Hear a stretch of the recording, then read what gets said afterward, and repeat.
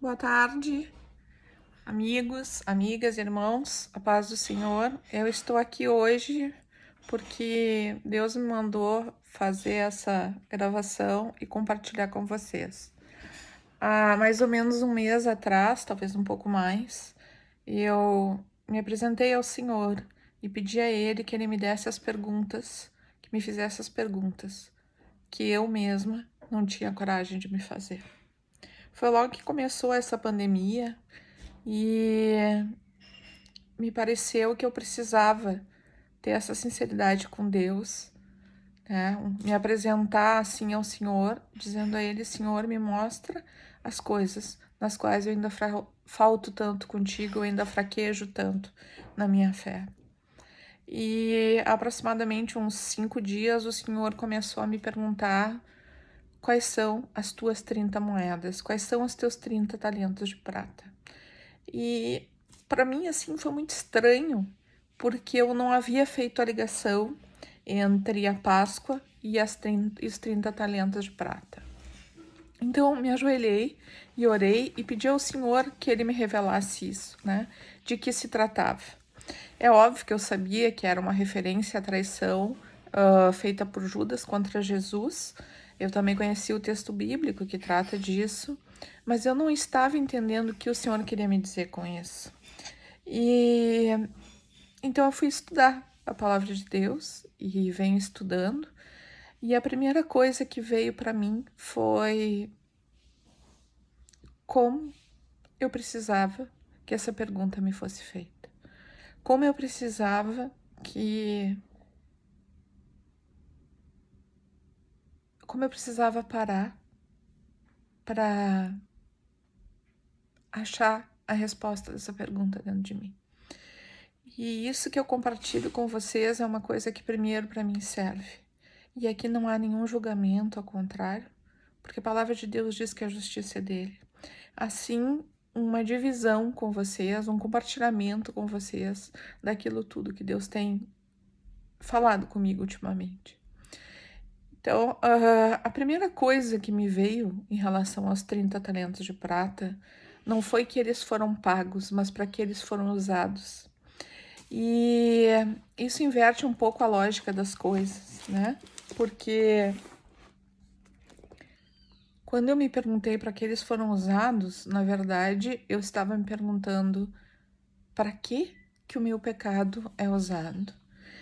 E aí aparece no texto de Mateus 27, no texto de Mateus 27, versículo 5, que Judas jogou o dinheiro dentro do templo após se arrepender de ter traído Jesus e saindo enforcou-se. No versículo 6 diz assim: os chefes dos sacerdotes ajuntaram as moedas e disseram: é contra a lei colocar esse dinheiro no tesouro, visto que é preço de sangue?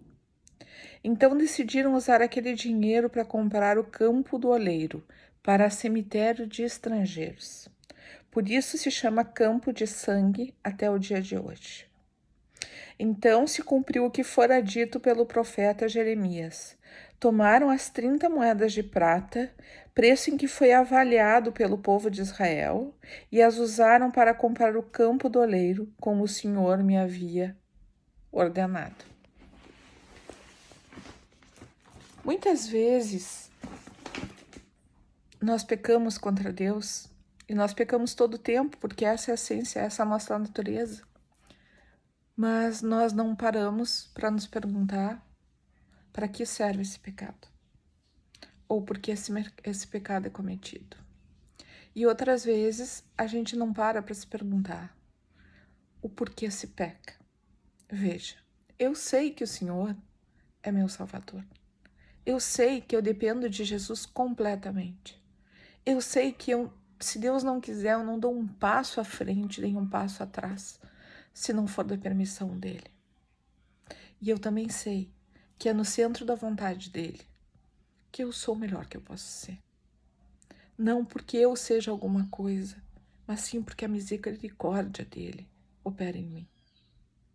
E é só nesse momento, no momento em que a misericórdia de Deus opera em nós, que nós entendemos o que é o perfeito amor. e que nós nos capacitamos para distribuir esse amor. Sabe, amados, eu tenho sofrido muitas atribulações. Eu perdi meus pais, minha mãe agora em maio vai fazer 1 ano, meu pai vai fazer 8 meses. Eu mudei toda a minha vida, eu tenho muitas lutas no meu trabalho, eu tive que sair de uma sociedade onde eu fui imensamente prejudicada financeiramente. Eu estou tentando desesperadamente honrar todas as obrigações que os meus pais deixaram.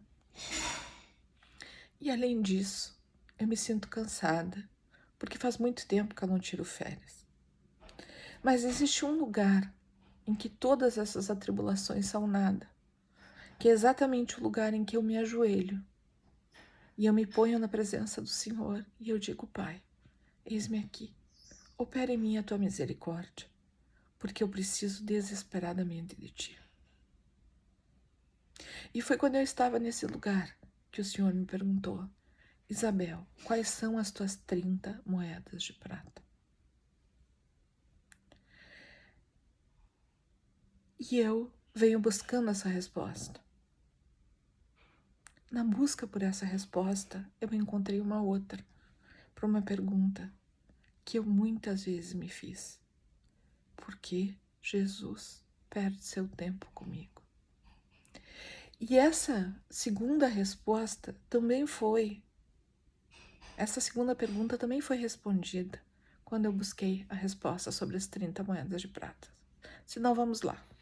Deus é onipotente, onipresente e onisciente. Jesus, como Deus vivo andando pela terra, tinha comunhão com o Pai. Então, quando Judas vira seu discípulo, ele já sabia tudo o que ia acontecer.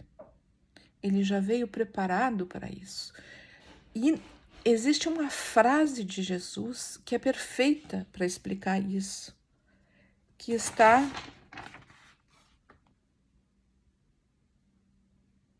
em Mateus 26, quando diz assim: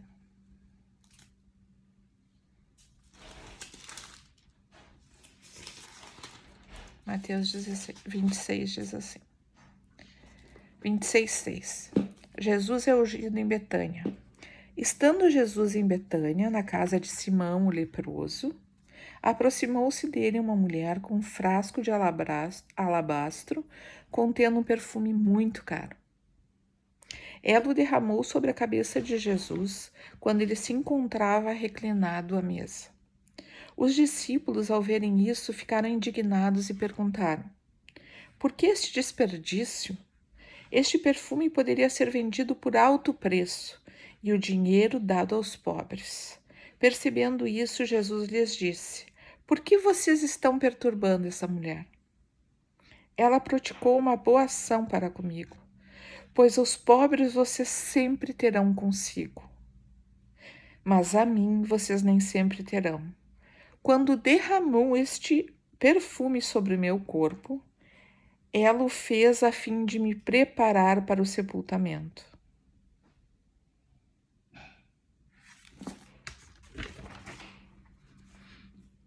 Então, se sabe que Jesus sabia que ele seria sepultado. Para ser sepultado, ele seria morto. E para ser morto, ele teria que ser traído. Ora, ele já sabia isso, como ele sabia desde o princípio, desde quando ele era o Verbo que se fez vivo entre nós. Assim também como Jesus sabia que Judas o trairia, e no verso 24, no verso 25 de Mateus 26, Jesus diz: Judas, é você, sim, é você. E em Lucas 22:48, Jesus diz: Judas, com um beijo traz o filho do homem. Então Jesus sabia que Judas o trairia, desde quando ele era um com Deus, desde antes de ele voltar e descer à terra. Da mesma forma, Jesus sabe que eu sou uma pecadora. Jesus sabe que cada um de nós é um pecador. O que ele está fazendo ao dizer isso é: Isabel, tu me traíste. E ele vem me dizendo isso de várias maneiras. A cada pequeno pecado que eu cometo, a cada grande pecado que eu cometo. Porque a nós cabe buscar a santidade, mas alcançar a santidade é de Deus só. Então Deus me diz isso. Isabel, eu sei que tu me traz. Isabel, eu sei que Judas me traiu, eu sabia que Judas me trairia. E ainda assim, eu o recebi por irmão. Isabel, mesmo tu sendo uma pecadora, eu te recebo por irmã. Eu te salvo. E eu morro por ti naquela cruz, todos os dias. Na verdade, a pergunta de Deus para mim sobre quais são os meus 30 talentos de prata é: atenta-te, olhe o que tu estás fazendo, recusa-te a cometer os mesmos erros todos os dias. Vigia e ora para não repetir isso, porque o preço disso é o preço de morte e não de salvação. E é por isso que eu estou aqui hoje. Chorecai americanderai, mereçore blasterecanderai, porque o meu Deus, que é vivo e maravilhoso, que fala comigo, precisa falar com vocês e dizer: eu sei que vocês me traem, eu sei que vocês pecam, eu sei quais são os seus 30 talentos de prata, ainda que vocês mesmos não o saibam. Mas ainda assim, eu os amo. Ainda assim, eu sou convosco. Ainda assim, a minha misericórdia se renova cada manhã.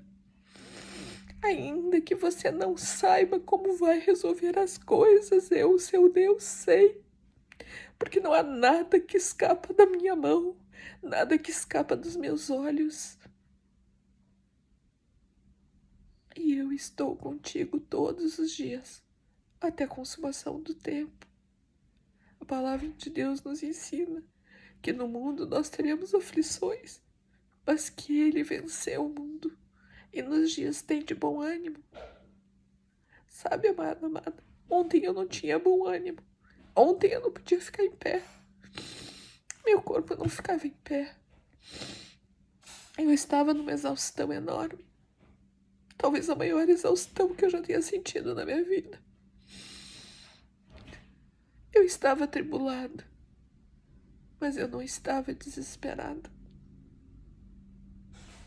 Porque apesar de ser pecadora, eu sei quem é o meu Deus. Eu sei quem é o Deus que eu sirvo. Então agora, eu atento para os 30 talentos de prata, todos os dias. E todos os dias eu digo: Senhor, tem misericórdia de mim. Me capacita a não pecar contra ti. E não afasta de mim a tua face, porque eu sou pecadora. E talvez essa oração, a oração mais difícil de fazer, seja o que esteja fazendo tanta diferença na minha vida, a ponto de, com tudo isso que eu estou passando, ainda assim eu tenho paz. Ainda assim eu tenho socorro bem presente na hora da minha angústia. A palavra de Deus diz que Ele nos diz assim, que Ele sabe os pensamentos que Ele tem sobre nós. Pensamentos de vida e não de morte. Às vezes a gente só precisa entregar a nossa vida a Ele. Às vezes a gente só precisa dizer: Pai, eu tô aqui. Pai, eu não consigo. Pai, eu sou pecadora. Mas eu sei que tu sabias que eu seria assim. Assim como tu sabias que Judas te trairia. E ainda assim tu não me jogaste fora. Ainda assim tu deixaste as outras ovelhas só pra me buscar. E por isso, só por isso, já mereces que eu te louve e te adore todos os dias da minha vida. Eu espero que isso sirva para alguém. Eu espero que isso edifique a vida de alguém. E eu te adoro e te bendigo, Deus Todo-Poderoso. Deus de Davi, Deus de Abraão, Deus de Isaac, Deus de Jacó. Eu te adoro, Jesus Cristo de Nazaré. Porque mesmo que às vezes eu não resisto às 30 moedas de prata, ainda assim, tu me perdoas todos os dias. Obrigada.